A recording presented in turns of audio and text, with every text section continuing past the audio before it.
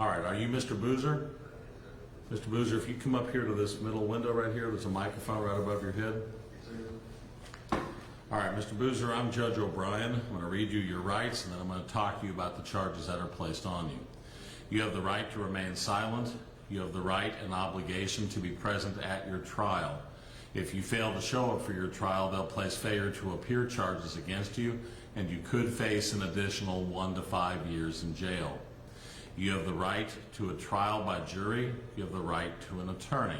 If you cannot afford an attorney, one can be provided for you through the public defender's office. If the charges that are placed on you are discharged or dismissed, not prosecuted, or if you're found not guilty, you have the right to have your record expunged or wiped clean from these charges. Now, you're being charged with a criminal offense, and if you were found guilty, you were facing serious consequences, which may include the payment of a fine, the loss of your driver's license, and the possibility of a jail sentence. In addition, you may face increased penalties for later convictions, the loss of your right to possess firearms or ammunition, and your immigration status could be affected. You have important constitutional rights, including the right to representation by an attorney, but you may lose those rights or waive them if you do not act to protect those rights. You have the right to hire an attorney to represent you in every case. If you cannot afford an attorney, you may be eligible for a free attorney. If you want a determination made as to whether you are qualified for a free lawyer, then it is your obligation to be screened at the location identified in paragraph 5C of the bond checklist form that I'm going to give you today.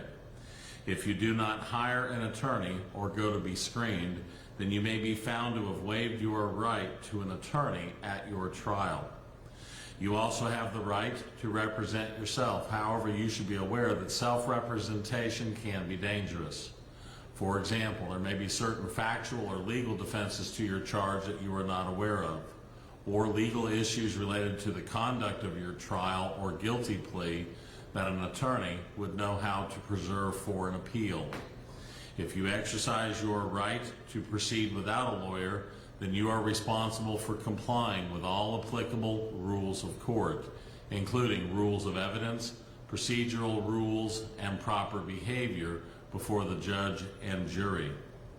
If convicted on the charges filed against you and ordered to pay a fine, you may request a reasonable scheduled payment plan to pay that fine.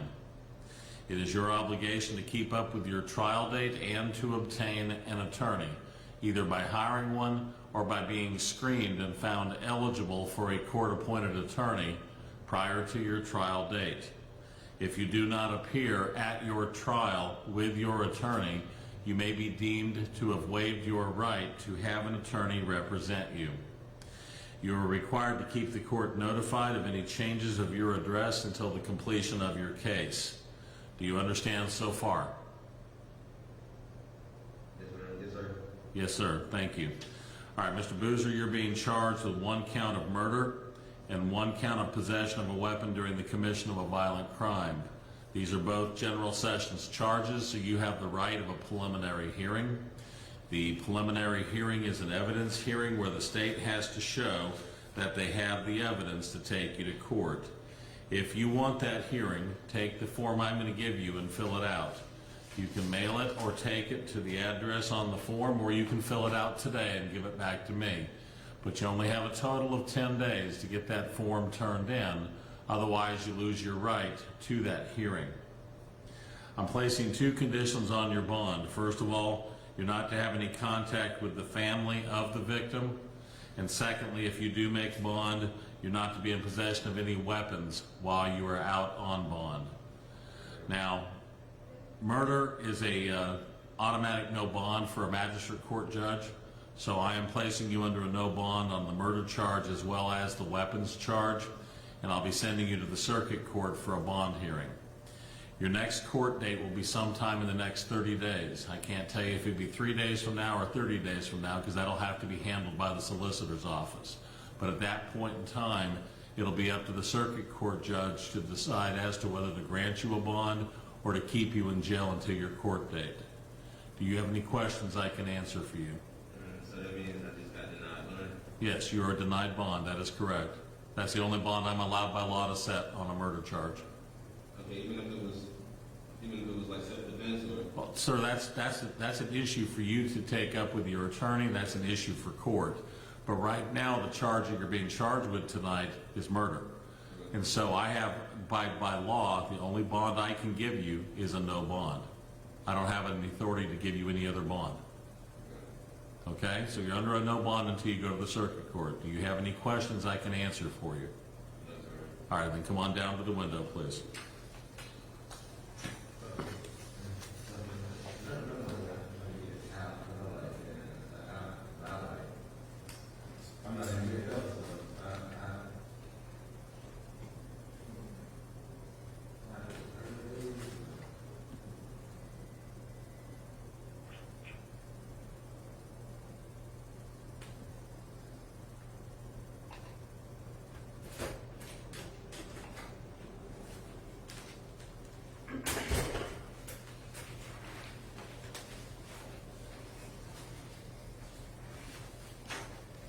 Your initials are 2, 3, 4, and 5.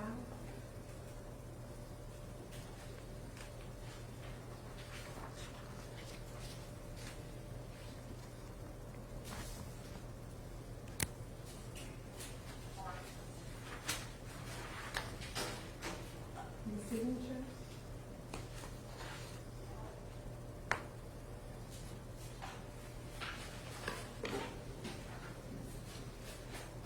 And your signature.